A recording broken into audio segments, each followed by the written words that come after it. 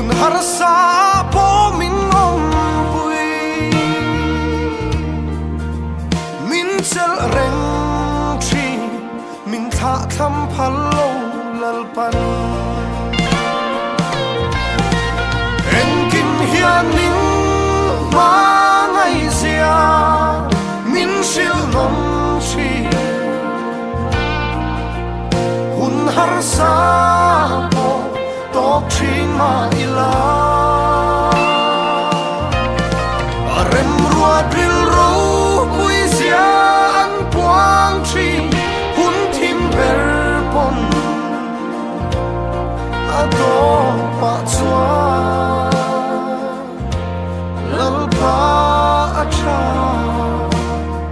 ti kan fia non le chi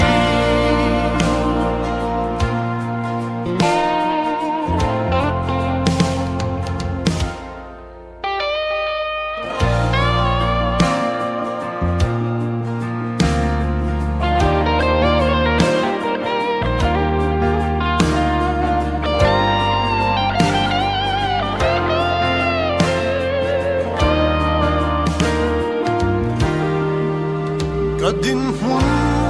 ka ngai tua in van duai bi ka in siai dam po thak le lo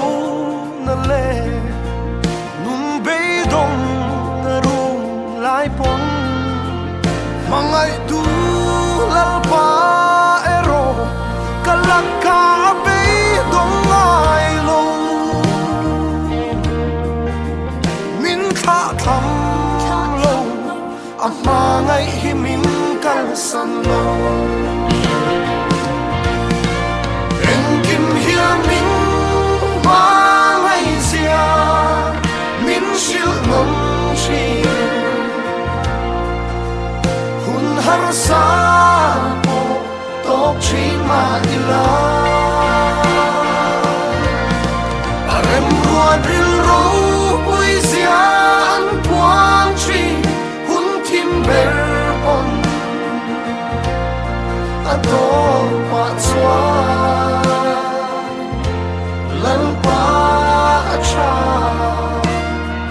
ti kan fia non le chi lal pa acha